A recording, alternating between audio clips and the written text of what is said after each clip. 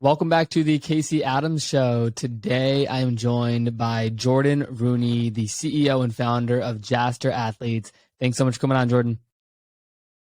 Excited to be here, Casey. Well, I know we've known each other for just over a year and a half. So we got connected through our mutual friend Will, and I've always loved what you've been doing in terms of the NIL personal brand building for athletes. But I want to start off with something that's close to heart for so many of people that recently not only came across your content, but what happened with one of your clients and friends, Damar Hamlin. As a agency owner, as someone that's representing an athlete, you're obviously busy a lot of the times with players on and off the field. But this was such a moment in sports history where the world stopped and fans came together in such an impactful way that we've all seen, whether that's through the foundation, the charity. And I'd love to just take us to that moment of how did you find out? What was the initial reaction and feelings? And for those that don't know about Jaster, I'd love for you to also give a high level before we dive in. Yeah, so I guess let's answer that first question first. So Jaster's an athlete creative agency. We don't like to call ourselves sports marketing agency because I think a lot of sports marketing agencies, their client side, their athlete side, brand side, et cetera, like they do multiple things. Our goal is to specifically serve athletes in building their brands. So when you look at the athlete marketing industry, a lot of it has mirrored talent management, where athlete brings in a deal, you have a marketing rep who negotiates that deal, then they receive a set percentage. Well, other than the top 1% of athletes aren't consistently getting deals up like that. And, when you look at how the world has changed, it's the digital landscape to where you can uniquely position an athlete with some sort of creative brand positioning to bring them in deals. They're not just going to collect, you're not going to be able to collect them. So The idea is rather than just negotiating marketing deals, what if instead we put a creative team around them, branding, logo design, consistent content, brand management, and invest in them to build their brands. So that's what we started with Jaster. And Damar is someone I was friends with, has helped him in different ways. He actually interned for me when he wanted to build his brand and he was in college. Awesome. And then, I think he has that unique combination of can be a pro for 15 years in the league if he wanted to be, but also has a great personality and can build a strong brand. And, how the incident happened. Now, a few weeks ago, I was on a plane actually coming back to Pittsburgh from Dallas. I was just scrolling on Twitter and I saw everyone was tweeting about him. What is going on? What is happening? So I saw it and I immediately got off the plane to go to Dallas, found a flight to Cincy, and was there. I was one of the first people there with his parents and Bill's organization. And from there on, it's just been a whirlwind. I cannot imagine. And, you guys are, not only has he been someone, as you said, that you've worked with, but you guys have been friends. And I'd love to, go down that path. How did you guys meet initially? You said he was an intern for you. How did you guys initially meet? Because I know at Jaster, you work with the hand select of different athletes. So why Damar early on? And, I'd love to also dive into your entire roster of why you work with specific athletes, because I know you guys are very hand selected about that process. Yeah, so if you really go back in time, Damar's the reason why I'm doing what I do, because I worked with him understanding the agent process, understanding the marketing rep process, and that's where I really learned how flawed it was. So I approached him and said, hey, man, I'm going to do this. I'm going to do this with you. And he's like, let's do it. And so he became our chief athlete officer, got equity in the company. But he is essentially the model of the athletes we would want to work with. A good example of this, I think, how I can describe to like a digital entrepreneurial audience is like a really good e-commerce brand, right? Like there's certainly a lot of brands out there, but like a really good e-commerce brand, like Olipop, right? Like you have these different like e-commerce brands. You're like, that one, it has buzz to it. Mm-hmm. And if you just put the right infrastructure and the right ads and the right landing pages, you're going to 10x your ROAS. You're going to be able to like exponentially grow this brand. That's how I view athletes, where it's like, okay, they have the personality, they have the positioning, they have this unique element of who they are and what they can do. So with the right team around them, and when they play great, imagine what can happen. But the traditional marketing mindset for athletes is you play well on the field, you bring in brand deals. There's plenty of athletes who they don't need to wait till they play well in the field because they can also be influencers as well. Got it. No, that's a very unique perspective. And speaking of just NIL overall, when the whole NIL news first broke, where college athletes could start monetizing, what was that transition like for you, and in terms of the opportunities? And I think you guys have done such a phenomenal job at penetrating and creating a whole different just way of doing things. So what happened when the news did break of, hey, you can start monetizing college athletes, and then now obviously transitioning into some pro guys that you guys work with? Yeah, I think that just like any great business, great startup, media kits, right? Like you find a problem that exists and you solve it before everybody else realizes that problem exists. So some people realize that problem exists, but then you are solving it before everyone else realizes it. And you're part of educating people on why that problem exists. And now a widespread audience starts to see it, and you've already had the solution in place. So I started building out NIL stuff a year before NIL was even announced. So I'm like, this is coming at some point. It could be 1 year, it could be 3 years. Thankfully, it was 1 year. And we're going to position ourselves as what I said to a lot of people, the non-scalable NIL solution, because everyone was focused on scalable NIL solutions, and a lot of fizzled out, or they've showed that they aren't sustainable, because working with athletes, just like working with influencers, celebrities, etc., you need person-to-person contact. You need human interaction. So we developed an NIL personal brand coaching solution that I wouldn't say isn't the long-term play, but it allowed us to get into this market and dominate it early, because we are providing a new unique value prop while everybody else is focused on how can I get an exit from the NIL space, and then they all ended up competing against each other. There's 30 athlete marketplaces out right now. Wow. No, I've seen a handful. That's crazy. I didn't know there's 30 of them. Yeah, there's a lot. I want to even, just taking a step back, what led you to wanting to go down this path from a career standpoint, starting the agency? What was life like prior to that? And what led you to this, down this path? I think it's interesting, right? Like I played sports, the goal growing up was to be a sports agent. And then as I got more into the sports industry, I realized the real fun is in sports marketing. Sports agent negotiates the pro contract, and, that's cool. But sports marketing, that's when you're working with the brands. That's when you're, going to the cool appearances and, getting to do really impactful work. And the more I started to learn about sports, I realized that rather than me wanting to be an influencer myself and influence culture and create social change, athletes in a lot of ways are the entry point to culture. They are, rappers, celebrities, everyone has a favorite player. They have a favorite team. They have everything. So athletes are the entry point to culture and to create social change. So if I could work directly with these athletes, the impact on society could be insurmountable, potentially. So that was really like the mission of the driving force for me. That's so cool to hear. And even just like bringing that to present light, one thing that I know that happened from the incident with Damar is his foundation, which you guys are part of, where he wanted to raise $2,500, ended up raising, I think it's just over $9 million from the moment that happened.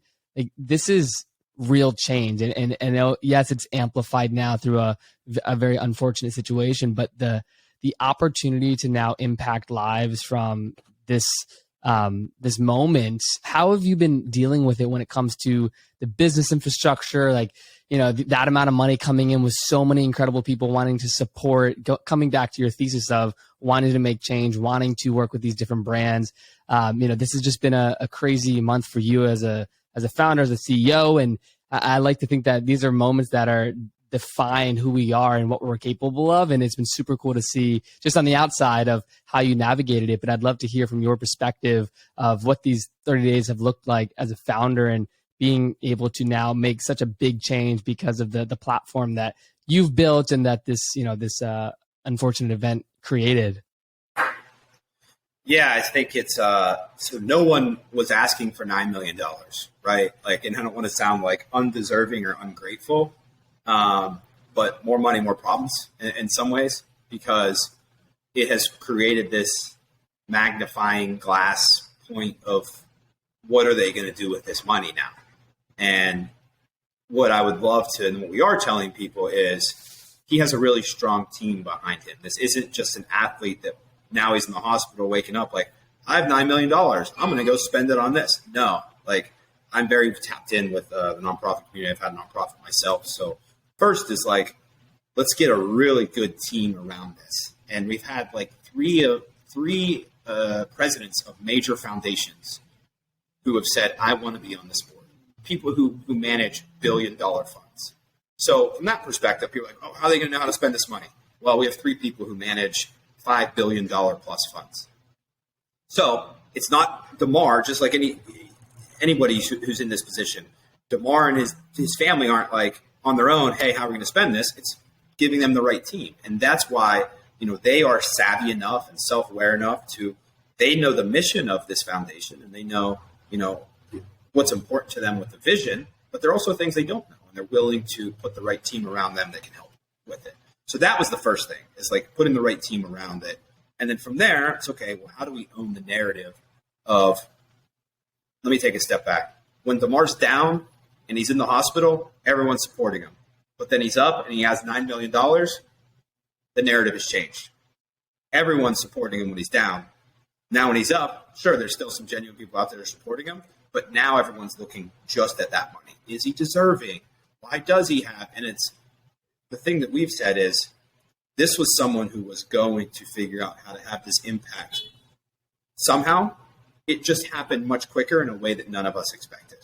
So he's not undeserving. He's not someone that isn't going to know what to do with it. It's actually the perfect person that you want to be able to put in this situation, because the backlash or the response to his injury wasn't just because he was some football player. It's because of the type of person he is. That's the reason why the money came in.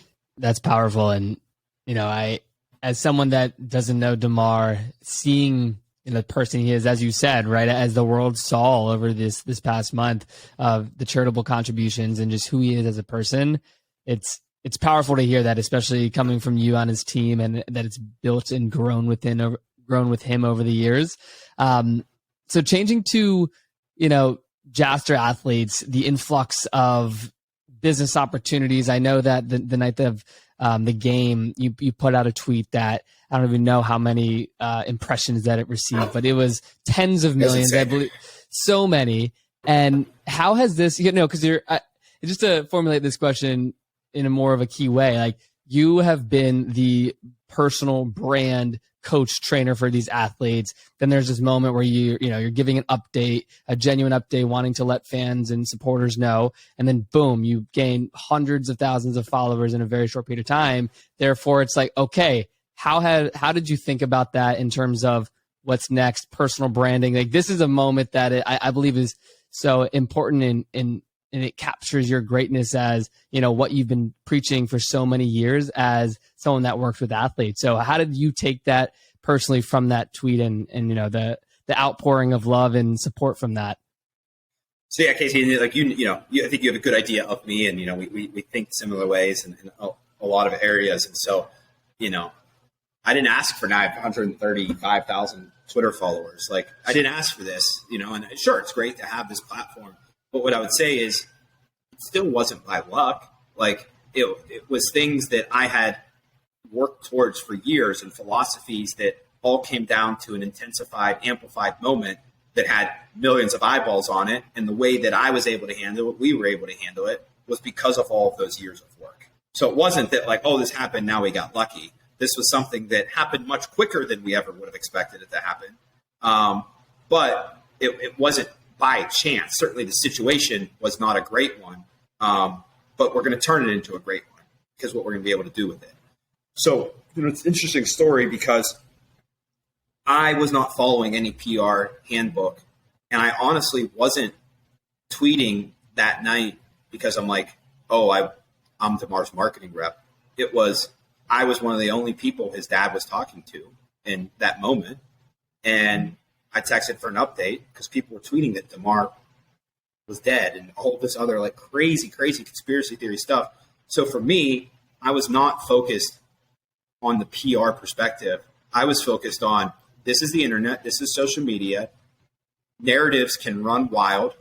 And if they do run in the total wrong direction, it's sometimes hard to get back from that. So before that started, I was like, well, I do actually have the update. And I told his dad, I said, hey, just let me know I'm texting this out. And I texted the update. And then got on my flight, tried to log on from my computer while I was in the air. But you don't get the SMS through the Wi-Fi on the phone. So it locked me out of my Twitter account for 2 hours as I flew from Dallas to Cincinnati. Oh my gosh. And I got back and I had 130,000 Twitter followers. And I couldn't tweet to any of them. And I had a pinned tweet of when I did my TEDx, and like people were just tearing me apart. Like, oh, you're trying to promote yourself. Like, no way. Like, my friends are messaging me like, unpin that tweet. I'm like, I can't get into my Twitter. So I won't even look at that tweet. You couldn't get in for what reason? Because I tried to log onto my computer, and when I logged onto my computer, it kept sending a code to my phone. I was like, I'm not getting the code. Oh, yeah. What turns out, because it's SMS, it wasn't through Wi-Fi. Yep. So it locked me out everywhere. Oh my God. Wow.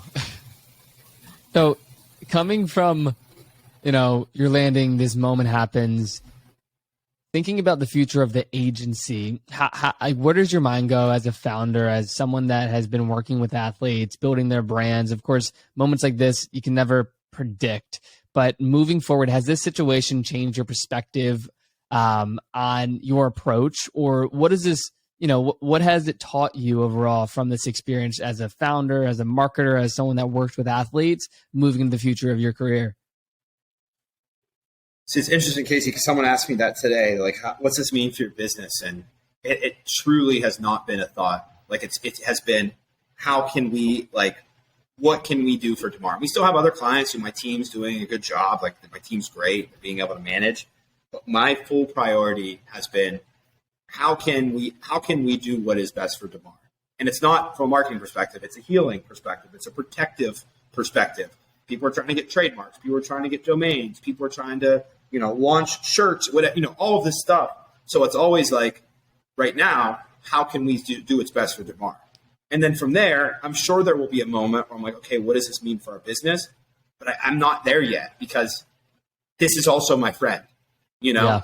And there's no part of me, like, people are like claiming like, oh, he's doing this for self-promotion. He's doing this. It's like, no, this is, the family wanted me to be the spokesperson.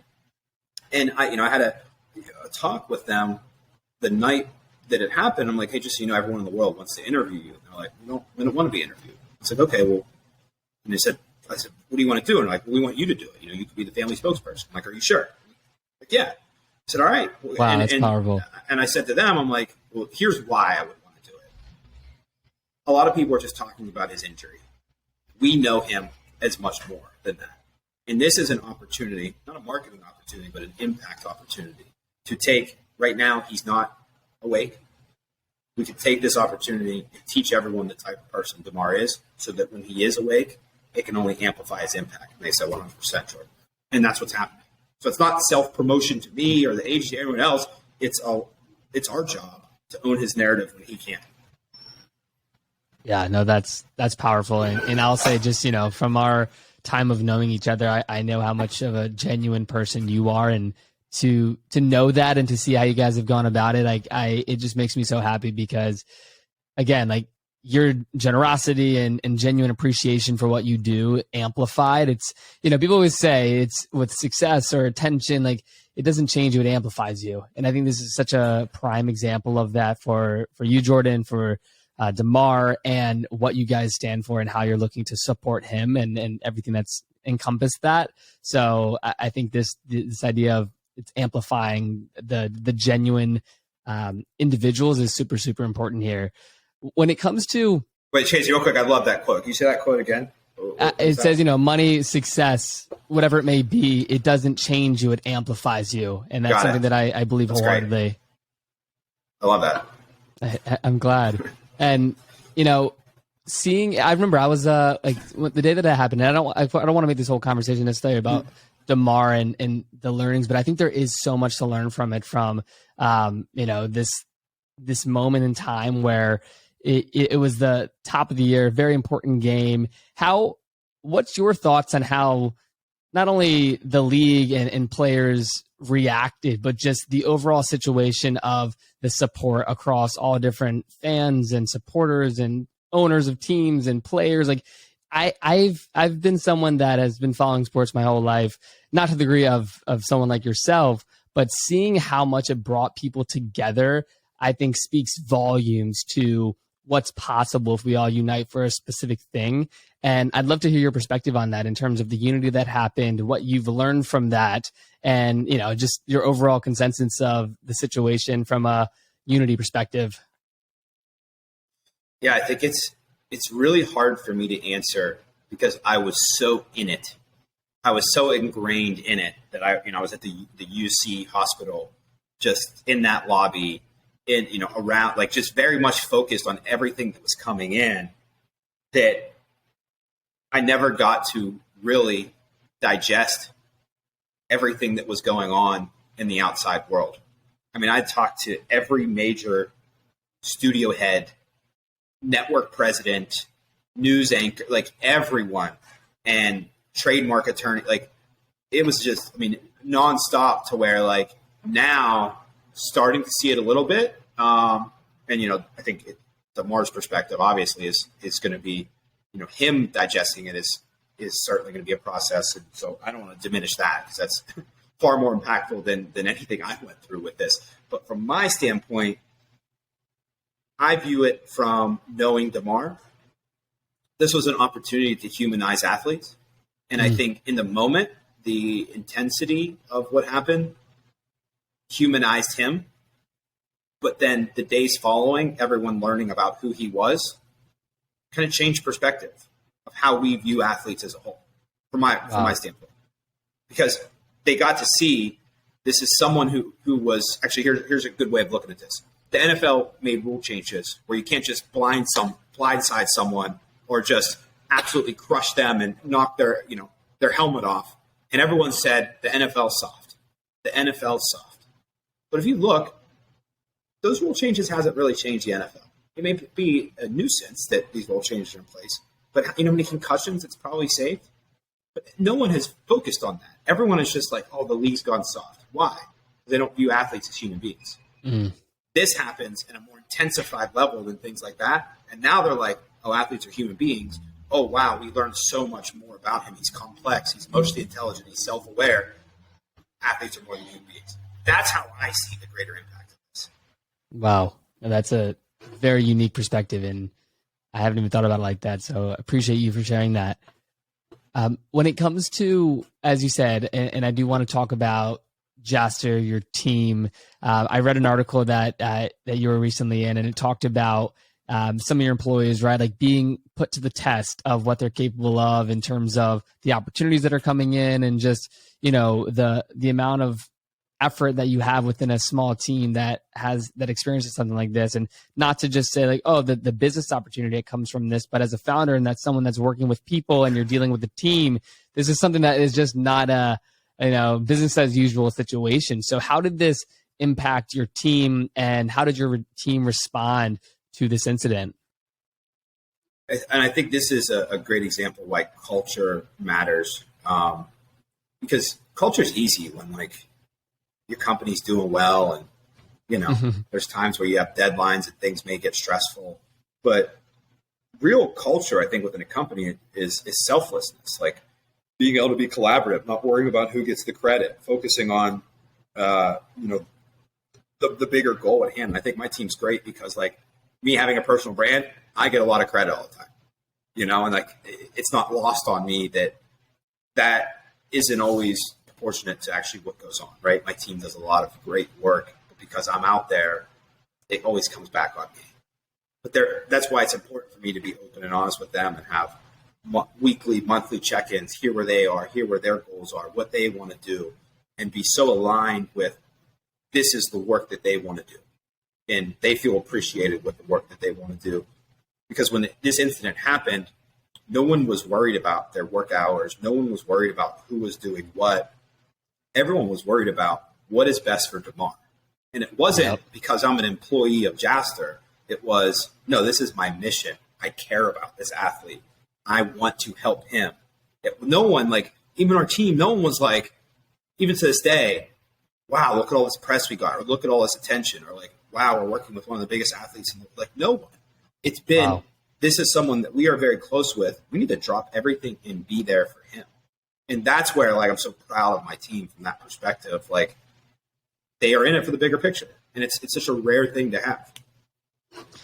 That is, as you said, building that culture is easy when things are easier, when things are going great. And just that speaks volumes about you as a founder. And I hope you know that when it comes to building that team, what does that process look like for you, right? Finding your initial team members, starting the company when you did.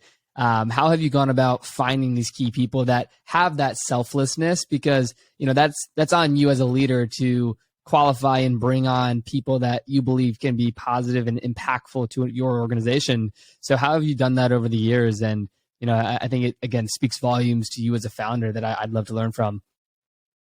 So I think part of it is, and I haven't always been this way. I've gotten a lot better at dealing with it. When I first started out and I was in stressful situations, I probably was more passive aggressive than I should have been, and wasn't handling crisis in the right way. Like, a lot of it comes from when you are the person in power, you need to realize that you also need to be self-aware of who you are and how you're coming off to people.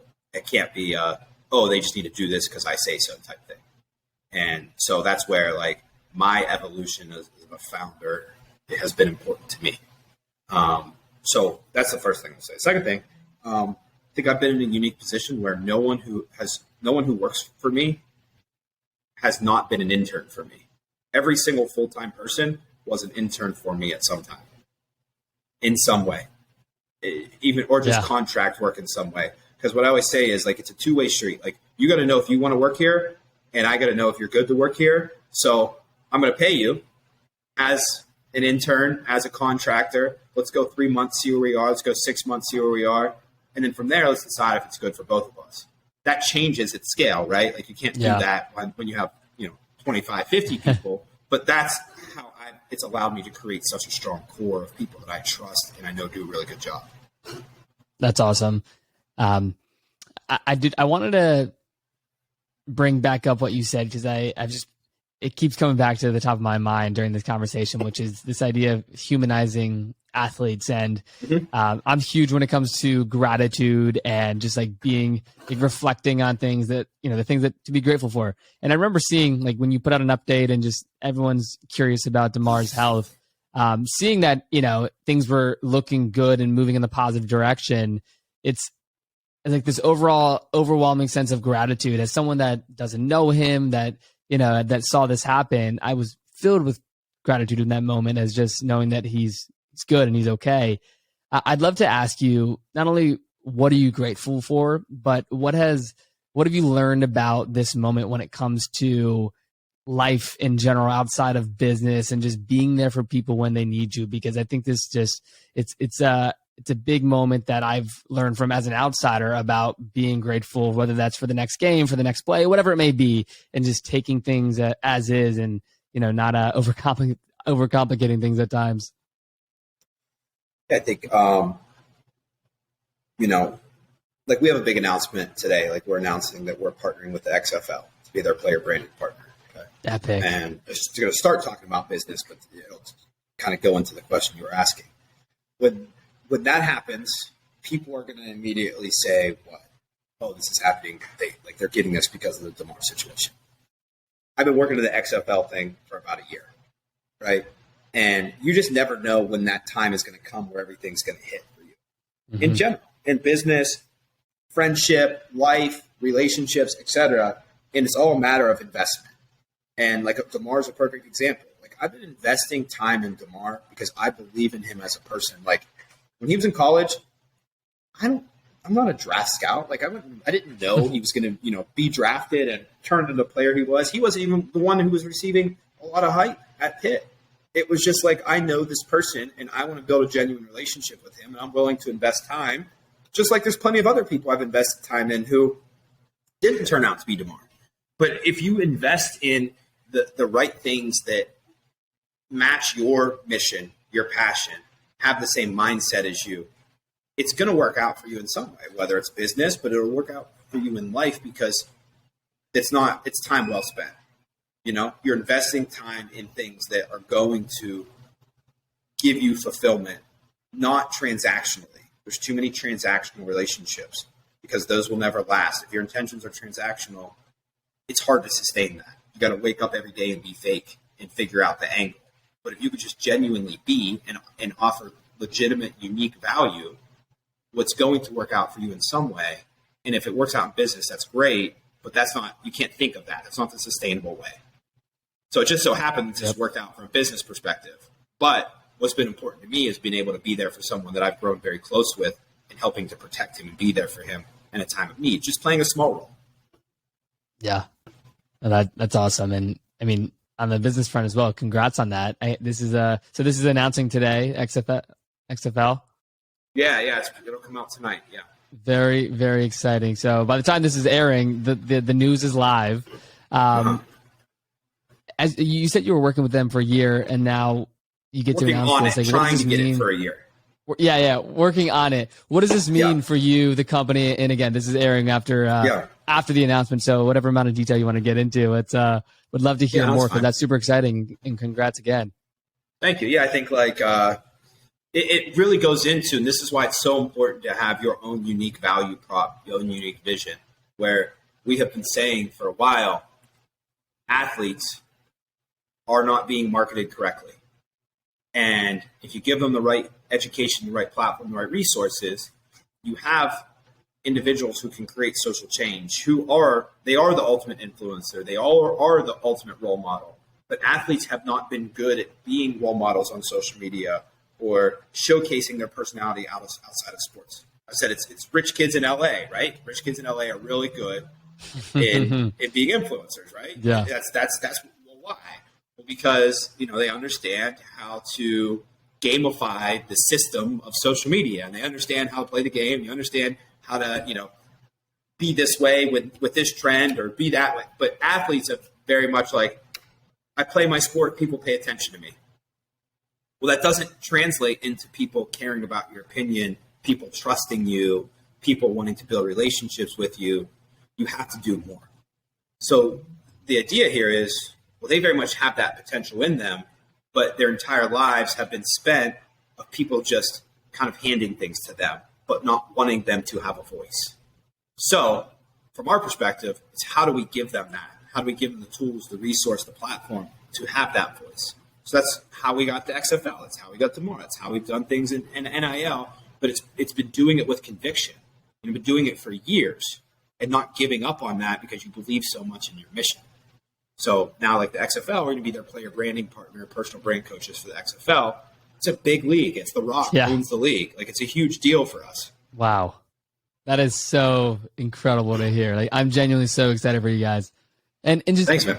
Hearing the way you break that down, right? I learned so much in that statement that you just said about, personalizing people, making, getting people to know, like, and trust you, a huge part of marketing overall. And these athletes haven't been taught that. Like, what you're doing is so important because I'll say, as someone that follows a handful of athletes on social, the ones that, as what you are preaching, that show personality, show this different side of them versus just the player on the field and these highlight moments, you have a completely different relationship with them as someone that's following them, as someone that might be supporting them and buying different products they have.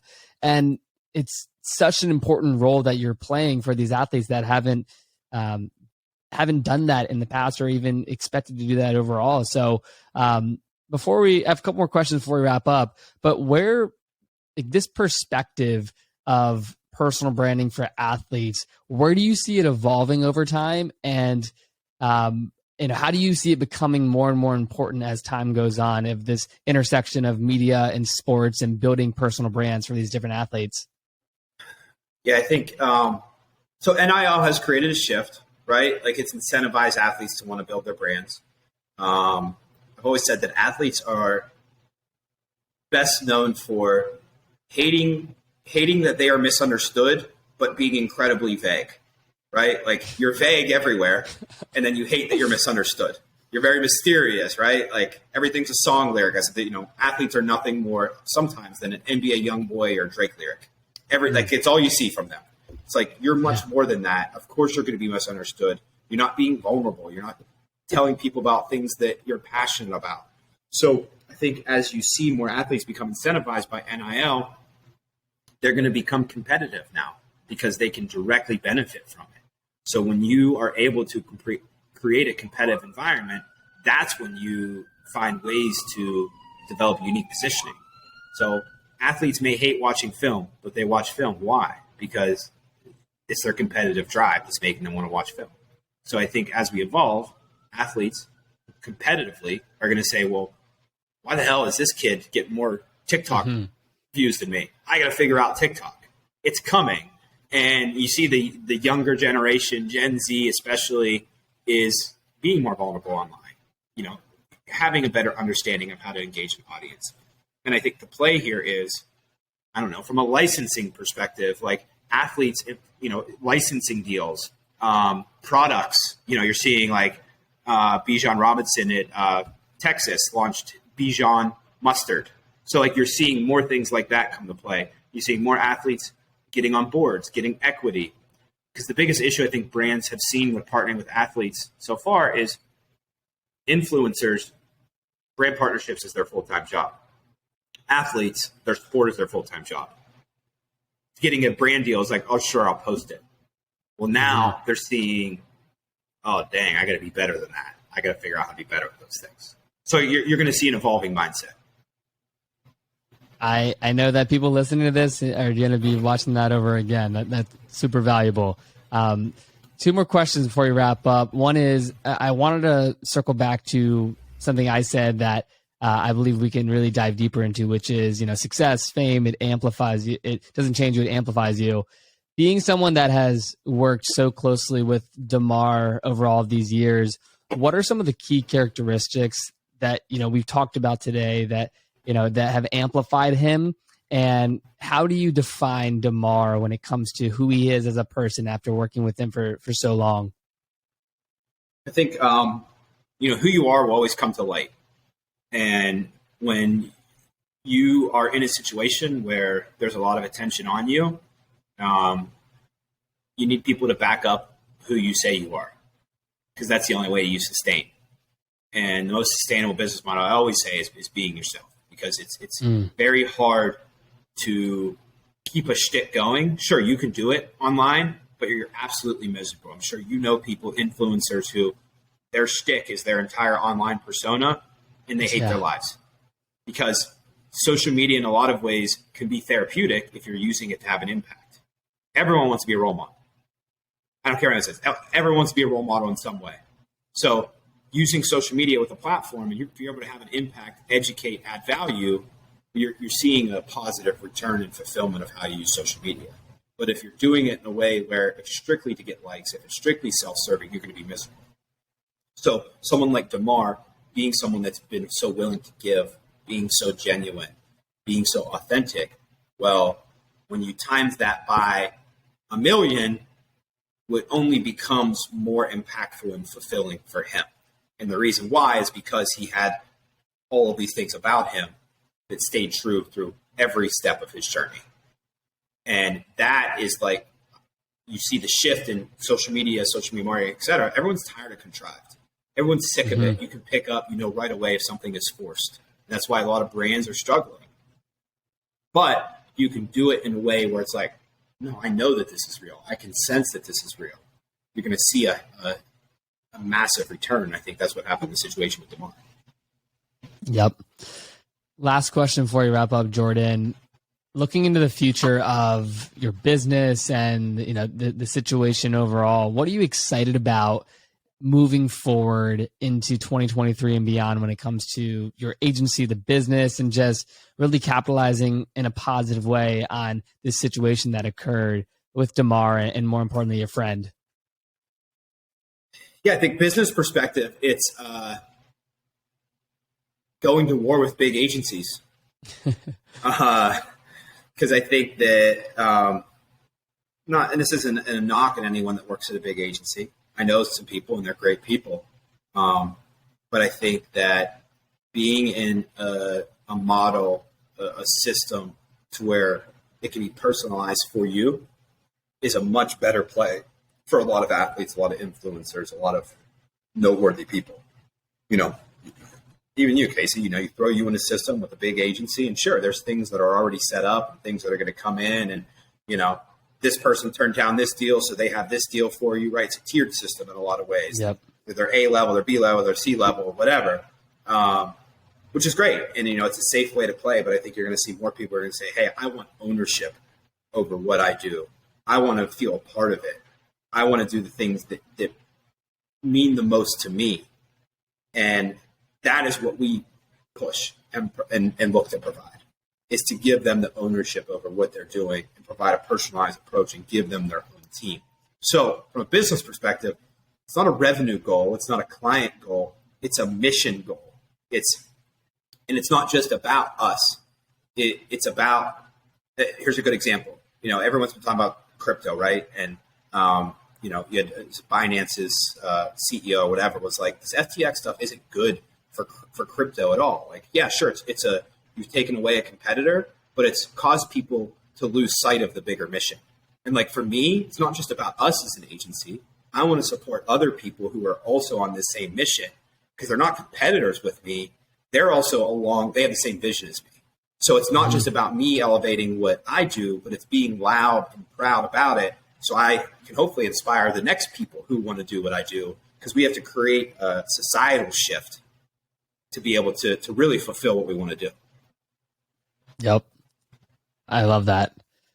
Well, Jordon, thank you so much for coming on the show today. Before I let you go, where's the best place for everyone listening or watching for them to follow you, to learn more about your agency, to stay in touch with all the updates that you guys have coming out in all these different all these different platforms? I mean, like Twitter, I guess now. I mean, I really hate tweeting. I have 130,000 followers there now. I don't even know what to do with. I mean, I'll figure it out.